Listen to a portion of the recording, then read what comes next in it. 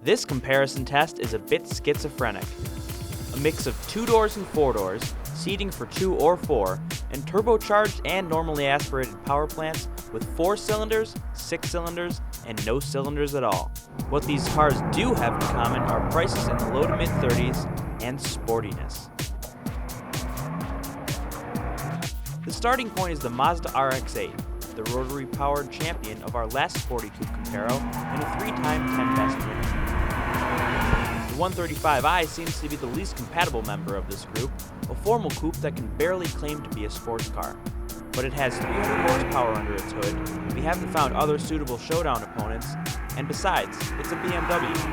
The 2 other challengers are easier to categorize. Both are 2-seaters that wear the sports car mantle comfortably. The Pontiac Solstice GXP has acquired a roof, living up to the promise of the coupe concept that debuted 7 years ago. Nissan's 370Z represents an extensive makeover with an updated chassis, new dimensions, new sheet metal, and a new engine. Pontiac Solstice GXP. Instead of the pure hardtop shown on the original show car, Pontiac gave the coupe a target top, providing the option of a little roadster ambiance. The GXP coupe uses the same turbocharged 2-liter Ecotec that's found in the Roadster, and somehow managed the trip to 60 4/10ths quicker at 5.2 seconds. Still, the Solstice trailed the BMW and the Z car, and the robust torque band cries out for a 6-speed, like now. The suspension makes for the comfiest ride of this bunch, but this has negative effects on our cornering and lane change tests. The steering's on-center feel was vague, and poor visibility, a cheap interior, and uncomfortable seats drag down the Solstice's score. Mazda RX-8 R3.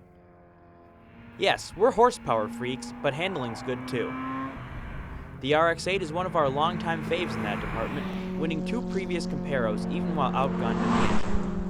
This new R3 variant has a stiffened front suspension crossmember, higher spring rates, firmer shocks, and 19-inch tires. It still holds its own among this more powerful pack, offering precise steering and incredible balance. Ride quality is quite firm though, and there's bucking and tire slap on rough stretches of freeway. It's noisy too. We have to say that the RX-8 still looks snappy though, and the price is attractive. But against an opponent that can match its finesse, the Mazda comes up short, as the rotary engine is light on power and torque and thirsty for fuel too. BMW 135i. The BMW 135i is a smaller, lighter version of our perennial favorite BMW 3 Series.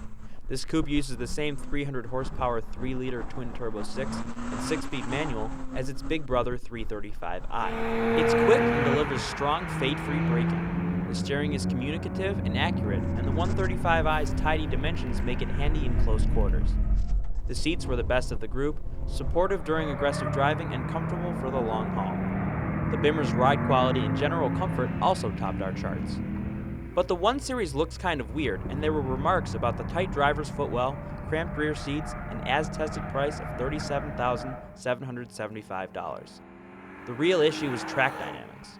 The 135i was competent and utterly predictable, but the suspension that makes it pleasant on the freeway doesn't help on the track. This is a lovely car to live with as a daily driver, but it also defines the difference between a sports coupe and a full-blooded sports car.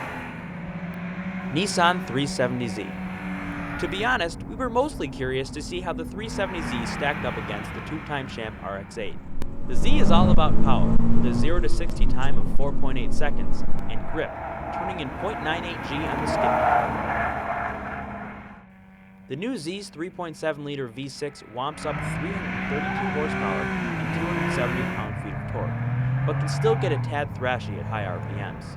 It lacks the BMW's low-rev grunt, but power is abundant once everything's spinning over $5,000, and the 6-speed manual is beautifully matched to the engine. The new Synchro rev matching feature delivers seamless downshifts. You can shut it off and heel and tow for yourself, but we think it's a pretty cool piece of tech. Ample power, aggressive styling, gorgeous fighter cockpit interior, and the lowest base price. It's a package that's hard to resist. The best sports car on the planet for the money? Nissan's 370Z. For the complete story, go to caranddriver.com.